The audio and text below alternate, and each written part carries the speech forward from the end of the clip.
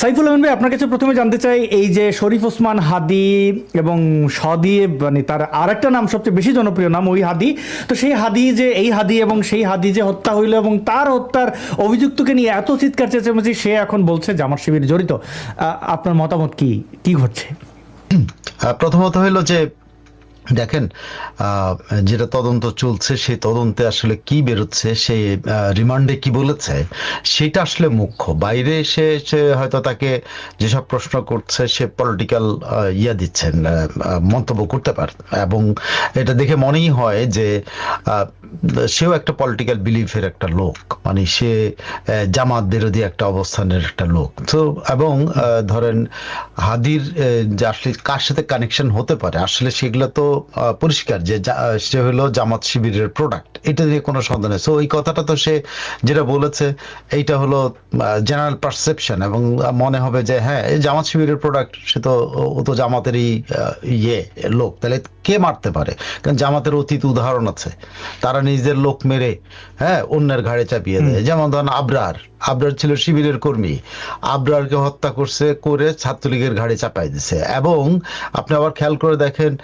যারা যাদেরকে অ্যারেস্ট করা হয়েছে সেগুলোকে আবার তারা বের করে নিচ্ছে, শিশির মনিররা কিন্তু সব বের করে ফেলছে। হ্যাঁ, আবার কেরানীগঞ্জ বা কাশিমপুরের একটা কারাগার ভেঙে তাদেরকে বের করে নিয়ে গেছে। সো ওরা কিন্তু এই কাজগুলো করে, তাদের লোকগুলিকে তারা হত্যা করে দেবে। এমনকি আপনি যদি রংপুরের ওই ছেলেটা আবু সাইদের ঘটনাটা যদি যান, আবু সাইদের ঘটনাটা কি, আবু সাইদ এখন প্রকাশ্য যে সে সাথেই ছিল, মানে জ্যানত্যান করবি না, সাথে মানে হলো জীবন উৎসর্গ করতে পারে, ওদের কিন্তু সর্বোচ্চ মেম্বারশিপ এটা, এবং এটা জীবন উৎসর্গ করতে পারে তারা। এখন ওরা ওর জীবনের উপরে দেখেন, ওর গায়ে একটা গুলিও লাগে না, অথচ সে গুলিবিদ্ধ হয়েছে বলে মারা গেছে। তার বাবা বললো তার গায়ে গুলি লাগে নাই, তার পেছনে মাথার পেছনে থেকে রক্ত দেখছে সে, এবং ধোয়ানোর সময় তার বাবা আরো বলছে যে দাফনের সময় আমি ধোয়ানোর সময় আমি তার মাথার পেছনে ব্যথা হবে। তাহলে সামনে থেকে দুহাত প্রসারিত করে যে বিখ্যাত একটা ছবি আছে যে সে গুলি খাচ্ছে, হ্যাঁ, তো এটা তার গায়ে গুলির তার বাবা পায় না, যেগুলো হচ্ছে ছড়ার গুলির কথা বলা হচ্ছে, সেগুলো কিন্তু তার বাবা অত গুরুতর, যেটা থেকে রক্তপাত হয়েছে, রক্তপাত যেটা হয়েছে সেটা অন্য। তো ওরা এবং আর ওই সাইদকে হসপিটালে নিতে প্রায় 4 ঘন্টা 4.5 ঘন্টা সময় তারা নিয়েছে। 4.5 ঘন্টা এই সাইদ কোথায় ছিল, কার কাছে ছিল, কেন তাকে হসপিটালে নেওয়া হয়নি, কেন তার পোস্টমর্টমটা ঠিক মতো করা হলো না, সেই পোস্টমর্টমের রিপোর্ট 3বার করে চেঞ্জ করলো কেন, কার উদ্দেশ্যে? এগুলো সবগুলো হলো এখন প্রকাশ্য যে এগুলা জামাতরা তারা তাদের লোকদেরকে মেরে অন্যের ঘাড়ে চাপায় এবং এটা করে, এবং তারা লুঙ্গির তলার ভিতরে থাকে, ছাত্রলীগের ভিতরে থেকে কিন্তু হেলমেট বাহিনী হয়েছে, সব কিছু কিন্তু তারা করে অন্যের ঘাড়ে চাপায়। এখন হাদিকে মেরে তখনকার সিচুয়েশনটা চেঞ্জ করা যেতে পারে, কারণ ওই সময় যদি পলিটিক্যাল দেখেন, সে পলিটিক্যাল হলো একটা গ্রুপ অফ পলিটিশিয়ানস এবং একটা গ্রুপ এক্সট্রিমিস্ট, তারা চাচ্ছিল ইউনূসের মেয়াদকাল লম্বা করার জন্য। তো ইউনূসের মেয়াদকাল লম্বা করার জন্য ইন্টারেস্ট কার ছিল, একদম প্রকাশ্য জামাত চেয়েছিল যে যত বেশি লম্বা সময় পাবে তত তার সুবিধা হবে। আরেকটা শক্তি কে ছিল, সেটা হলো ক্যাবিনেটের ভিতরে যেগুলো জামাতপন্থী, যেমন যে ওই উপদেষ্টা ছিল কি একজন, যে আদিল থেকে রেজওয়ানা এবং আসিফ নজরুল, এরা সবাই চেয়েছিল এটা লিঙ্গার করা। তো লিঙ্গার করার জন্য তাদের একটা অস্ত্র দরকার, সে অস্ত্রটা কি, এই হাদি তখন কথাবার্তা বলে বেশ বিতর্কিত হয়েছে, তারা যদি মারা যায় তাহলে তাদের উদ্দেশ্য হাসিল হইতে পারতো, কিন্তু সেই উদ্দেশ্যটা হাসিল করতে পারে নাই। তার না, আপনি দেখেন ওদের ভূমিকাটা দেখেন, তারা ইমিডিয়েটলি হাদির জন্য একটা বিশাল জানাজার ব্যবস্থা করলো এবং সারা দেশ থেকে মানুষ আনার জন্য গাড়ি ঘোড়া সব দিয়ে দিল। কেন, কি কারণে, কে দিচ্ছে? তো এটা তো সরকার, ওই গাড়ি ঘোড়াগুলো কারা দিচ্ছে, ওগুলো জামাত দিয়েছে। সো এইটাকে একটা বিশাল করে দেখানোর জন্য যে কি বলে, এইটা যেন মানে কত লাখ, যেন ওরা বলে 20 লাখ লোকের নাকি সমাবেশ হয়েছে অনেক। এই লোকগুলি কোথা থেকে, দেশের ঢাকার বাইরে থেকে সব যে আনা হয়েছে, এই টাকাগুলো কে ইনভেস্ট করছে? সরকারি কোনো ফান্ড থেকে যদি দিয়ে থাকে, জেলা প্রশাসকরা বিভিন্ন গাড়ি জোগাড় করছে, কিন্তু বাকি খাওয়া দাওয়া তো সরকার করে নাই, কারা করছে এদেরকে? 1.5 দিন ধরে ওরা ঢাকা শহরে ছিল, ঢাকা শহর থেকে বাইরে অন্যের ব্যাপার ছিল, আসার ব্যাপার ছিল, এই টাকাগুলো কে খরচ করছে? এগুলো ইনভেস্টিগেশন হইলে বেরিয়ে যাবে যে আসলে পেছনে কে। এখানে কি ইউনুস সেন্টার টাকা দিয়েছে নাকি জামাত টাকা দেয়? কারণ ইউনুস সেন্টার এরকম আছে, নামে বেনামে তারা চাঁদা দেয়। তারা এই হিলারি ক্লিনটনকে টাকা দিছে, কিন্তু লেখে না ওটা ইউনুস সেন্টারের। পরে জানাজানি হওয়ার পর জানা গেছে যে ইউনুস মিয়া দিচ্ছেন, তাই না? তো ওরা কিন্তু বিভিন্ন কায়দাতে এই ফান্ডিং গুলা করে। তো ইউনুস সেন্টার এখানে ইনভলভ ছিল আমার ধারণা, এবং আমার ধারণা হলো জামাত ছিল। ও পলিটিক্যাল পার্সপেক্টিভ দিয়ে কথাটা বলছে, কিন্তু আপনি মানে একেবারে যদি ফ্রেমের মতো নিয়ে আসেন, চারিদিকের কর্নারগুলো যে সিল করেন, সেই সিলের মধ্যে আপনি কাকে খুঁজে পাবেন? পাবেন হলো জামাতকে, পাবেন ইউনুস বাহিনীকে, মানে জঙ্গি বাহিনীকে। এই জঙ্গি বাহিনী এবং জামাত এটাতে ইনভলভ ছিল, এটা এখন একদম পরিষ্কার। যেমনি তারা সাইদিকে হত্যা করছে, যেমনি তারা আবরারের হত্যা করছে, যেমনি তারা মেয়েদের উপরে আক্রমণ করছে, হেলমেট বাহিনী বলে চালায় দিচ্ছে যে এটা ছাত্রলীগ করছে। সো এটা এখন ক্লিয়ার, মানে এই ছেলে যখন ক্লিয়ার। এবং আরেকটা জিনিস দেখেন, এই ছেলে যখন এই লোক বলতে হবে, এই লোক যখন ভারতে যায়, এখানেও কিন্তু অনেক সন্দেহজনক ঘটনা আছে। ওকে কারা ভারত পর্যন্ত পৌঁছাইলো? কারণ সে একবার ছিল দুবাইতে, একবার ছিল ওখানে সেখানে, সেগুলো কিন্তু পরীক্ষিত। এবং আমাদের দেশের ফ্যাক্ট চেকাররা কিন্তু চেক করছেন, পত্রিকার ফ্যাক্ট চেকাররা চেক করছেন যে আসলে সে দুবাইতে কিনা। সে দুবাইতে ছিল, তো দুবাই থেকে ইন্ডিয়াতে আসলো কেমনে? বলা হচ্ছে বাংলাদেশ থেকে সেই ইন্ডিয়াতে গেছে, বনগাঁতে সে ধরা পড়ছে। ভাই দুবাই হয়ে কলকাতা দিল্লি হয়ে তারপর বনগাঁ আসছে, নাকি এখান থেকে বনগাঁ গেছে? যেটা আমাদের ডিজিএফআই থেকে যে স্টেটমেন্টটা করেছে ডিজিএফআই এবং এদের কাছে, যে সে বনগাঁ দিয়ে ওখানে পার হয়ে ওখানে গেছে, এবং সুনির্দিষ্ট তথ্য ডিজিএফআই আমাদের ইয়েকে দিছিল, ভারতীয় পুলিশকে দিছিল, তারা তাকে অ্যারেস্ট করছে। সো এখানে সবগুলো মিলে দেখুন এই ছেলেটাকে নিয়ে একটা চক্রান্ত আছে, আবার এট দ্য সেম টাইম এই ছেলেকে মানে কি বাঁচিয়ে দেওয়ারও একটা প্রক্রিয়া আছে।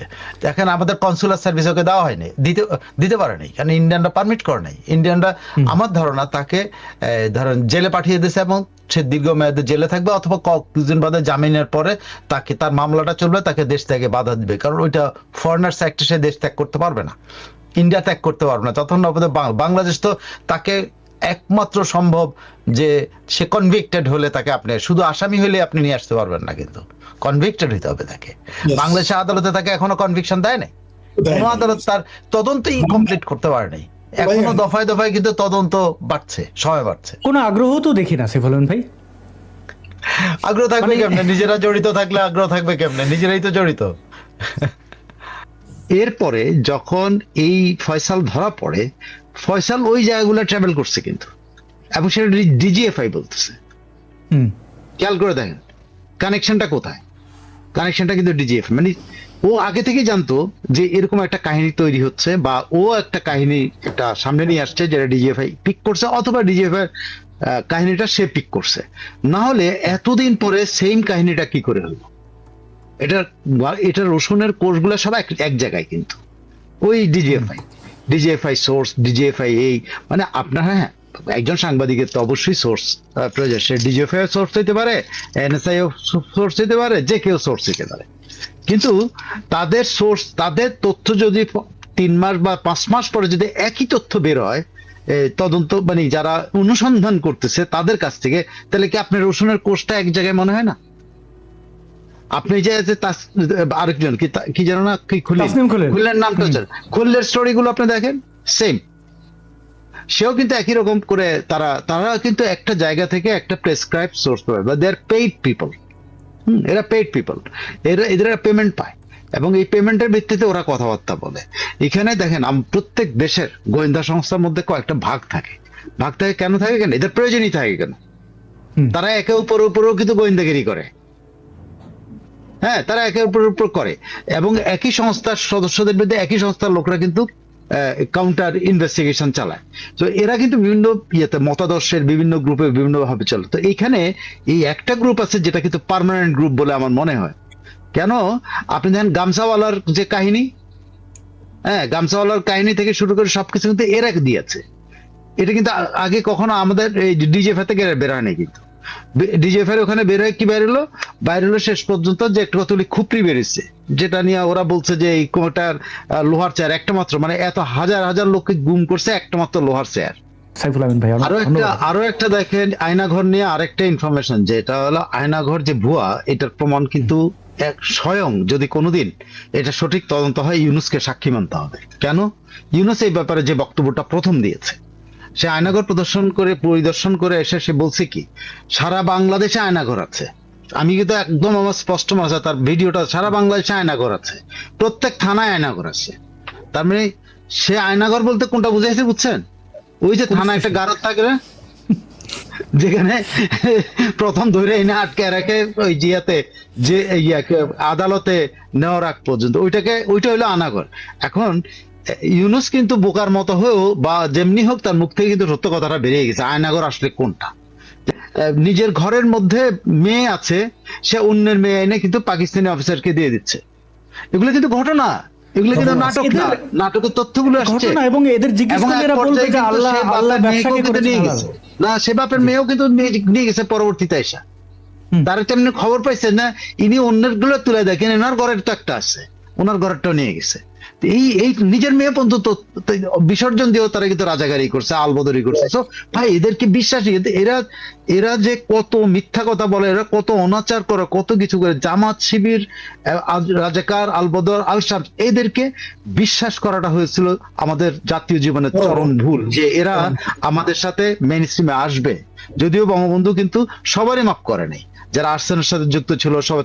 34,000 রাজাকার, আলবদর, আল শামস কিন্তু অগ্নিসংযোগ, ধর্ষণ, এইসব আর্সেনের জন্য আটক রাখা হয়েছিল। সেগুলো এসে জিয়াউর রহমানকে দিয়েছে, সবাইকে ছেড়ে দেয়। এখন বঙ্গবন্ধুর উপরে দোষটা পাওয়া যায়। হ্যাঁ, বঙ্গবন্ধু যে 4,00,000-5 লাখ যে রাজাকার, আলবদর, আল শামস ছিল, এদের সবারই ধরেন নেই। উনি চেয়েছিলেন কি, উনি 75-এর এই বাকশাল নিয়ে অনেক মানে ইতর মার্কায় কথা হয়। আপনার 75-এ ওনার ভাষণ, যেদিন বাকশাল পাস হয়, অধ্যাদেশটা পাস হয়, তার পর বক্তৃতায় কিন্তু উনি এই কথাগুলো বলছিলেন, আমি চেয়েছিলাম সবাই এক হয়ে যাও, আমি চেয়েছিলাম সব জাতি একটা হোক, কিন্তু সেটা তো হইল না। যে কারণে উনি ব্যাখ্যা করলেন কেন আমি বাকশাল করছি। তো এই যে দেখেন, অনেক মিথ্যাচার দিয়ে কিন্তু আমাদের পুরো ইতিহাসটা ভর্তি। আমরা অনেক কিছুকে কিন্তু মানে ভুলে যাই বলতে, যেটা আমি এখন ফরিদকে বা ফরিদ ভাইকে আমি অ্যাকিউজ করলাম যে আপনি প্রথম ওই নামটা বলবেন। জীবনে কখনো ভাই এই একটা জিনিস মানুষের সামনে তুলে ধরা উচিত, আমরা সঠিক সঠিক ইতিহাসটা মানুষের সামনে তুলে ধরি না বলেই ওরা আমাদের উপরে চাপাইতে পারে ওদের ইতিহাসটা, ওরা আমাদের উপরে চাপাইতে পারে। আজকে দেখেন, একটা 77টা আসনে তারা পাশ করে আসছে কেমনে? তারা নির্যাতিত বলে। কিন্তু তারা কি নির্যাতিত ছিল? নির্যাতিত, আপনি যতগুলো এমপি আছে সবগুলোকে এমপি কি নির্যাতিত? আওয়ামী লীগ আমলে নির্যাতিত হয়েছে? হয় নাই। এই মিথ্যাচার করে যখন যেখানে চান্স পাবেন, কিন্তু এদের অতীতটাকে কোনোভাবে, তবে হ্যাঁ, কোনো দরকার নাই বাড়তি কিছু বলা, বাট এদেরকে ছাড় দেওয়ার কোনো সুযোগ নেই, ছাড় দেওয়া যাবে না। এবং আর না। জি সাইফুল ভাই, এটা কি বলবেন? আমরা আমাদের সাধারণ জনগণ একটা জিনিস মনে করে যে জামাত, শিবির, রাজাকারেরা ধর্ম ব্যবসায়ী, ধর্মের লেবাসে আসে, তাদের লেবাস যে আরো কয়েকটা লেবাস একটু মনে করায়। এই যেমন ডক্টর মোহাম্মদ ইউনূস নিজে ধার্মিক না, কিন্তু তিনি ইসলামের খেদমত মবদের ওস্তাদ হয়ে এখানে আসলেন। পিনাকি ভট্টাচার্য নিজে ধার্মিক না, স্বঘোষিত নাস্তিক, কিন্তু এখন আল্লাহ সুবহানা ছাড়া কথা বলেন না, আলহামদুলিল্লাহ সুবহান আল্লাহ। আবার দেখেন, আপনি তাকান, তাসলিম খলিল, তিনি স্বঘোষিত নাস্তিক, তিনি কিন্তু জামাতকে সার্ভ করলেন পুরোটা সময়, মানে পুরো একদম জামাতের দালালি করলেন। আবার ওদিকে খালেদ মহিউদ্দিন ধার্মিক নন, নাস্তিক, কিন্তু তিনি কিন্তু এই একজন সাংবাদিক নিরপেক্ষ দাবি করে, তিনি কিন্তু হানা ভোটে হায়ের পক্ষে, কিভাবে জামাত ভালো, জামাতের বিভিন্ন নেতা মামুনুল হকদের নিয়ে ইন্টারভিউ করেন। আমি একটু জাস্ট মনে করাই দিলাম। এবং এরকম আরো নাম, আসিফ নজরুল, আরো নাম, এই ফারুকি, আরো এগুলো অনেক বলা যাবে। সবাই কিন্তু এই ইউনূসের আমলে একদম খোল্লাভাবে জামাতের দালালি করেন। এমনকি স্বঘোষিত রাজাকারের বাচ্চা, এই যে মানে প্রমাণিত রাজাকারের বাচ্চা সৈয়দা রেজওয়ানা, তো তিনি তার নাস্তিক, কিন্তু তিনি কিন্তু রাজাকারের বাচ্চা, এবং তিনি কিন্তু সার্ভ করলেন জামাত। মানে এরা তো সব, হ্যাঁ, ফরিদা নাকি ফরিদ আক্তার, সেও তো নাস্তিক। ফরহাদ মজার, মানে ফরহাদ মজারের মতো নাস্তিক, মানে বাংলাদেশে, এবং নবীর কটুক্তিকারী, হ্যাঁ, আল্লাহরে নিয়ে কটুক্তি করা তার কবিতা অসংখ্য আছে, মানে এগুলো বিশ্রী ভাষায়, মানে কি তাকে নিয়ে কিন্তু কোনো বিদ্রোহ নাই, জামাত শিবির কোনো একটা টু শব্দ করলো না। এইখান থেকে কিন্তু শুধু ইসলামিক লেবাস থেকে না, দে আর এভরিওয়্যার। এই জিনিসটা একটু কানেক্ট করে দিলাম সাইফুল ভাই, আমাদের যদি আরেকটু আমাদের দর্শকদের সচেতন করেন, কারণ রাত 12টা হয়ে গেলেও আমাদেরকে কিন্তু এখন এই মুহূর্তে প্রায় 35,000-4,000 মানুষ দেখছেন ইউটিউব এবং ফেসবুক মিলিয়ে, বড় একটা সংখ্যা। আমাদের সচেতন করাটাই মূল উদ্দেশ্য। আপনি যদি আমাদেরকে একটু বলতেন যে তাদের লেবাস বিভিন্ন জায়গায়, ওরা যখন, আপনি এটা কিন্তু ইয়েতে আছে, যে ধর্মের মধ্যে আছে, যেটা ধর্মের কথন, সেটা হলো ইবলিস কিন্তু যখন যে রূপ দরকার হয় সেই রূপে চাষে। সে আপনার প্রেমিকার রূপেও আসতে পারে, সে আপনার বাবার রূপেও আসতে পারে, আপনার প্রপিতা মায়ের মহার রূপেও রূপেও আসতে, মায়ের রূপেও আসতে পারে, সব রূপ সে ধারণ করে। এটি ইবলিস সম্পর্কে যেটা বলা হয়, মানে সে, আমরা ছোটবেলায় শুনছি কথ্য ভাষায়, এতে কি আসলে তো শিরা উপশিরা হবে আমাদের দেশে বলতো যে রগের ভিতর দিয়া সে চলাফেরা করে, মানে নার্ভের ভিতর দিয়ে চলাফেরা করে, রগের ভিতর দিয়ে সে চলাফেরা করতে পারে, এরকম পাতার শিরায় শিরায় সে থাকতে পারে। সো এরা হলো সেরকম, এরা হলো বহুরূপী। এরা আমার আপনার সামনে, আমার আপনার চেহারা নিয়ে কিন্তু আসবে। আমি একটা উদাহরণ দেয়, আমার একজন ইয়ে ছিল, আমার সাথে কাজ করতেন একজন, আমি তার নামটা বলতে পারি না, আমি বলবো না, কারণ বললে আমি তাকে ইয়ে করা হবে, এখন তার সন্তান সন্ততির কাছে ছোট করা হবে, তো আমি তার সেটা করছি না। কিন্তু আমি তার একটা ঘটনার কথা বলি। আমি একদিন গোলাম আজমকে গালি দিচ্ছিলাম, এই বাটপারে, এটা একটা এই স্বাধীনতা বিরোধী, বাংলাদেশের বিপক্ষে হয়ে গেছে। তো আমি জানতাম যে সে কি, এটা আমি জানি, আমার সাথে কাজ করে আমি জানি সে কি। সে গোলাম আজম রে, বুঝছেন, মা বাপ তুলে গালাগালি করে, প্রচন্ড গালাগালি, মা বাপ তুলে। আচ্ছা, তো আমি এইটা হওয়ার পরে আমি আরেকদিন আছে দেখলাম যে তো আমি চিনি সে এরকম কেন করলো আমার সাথে, কোনো উদ্দেশ্য আছে কি, কি উদ্দেশ্যটা কি?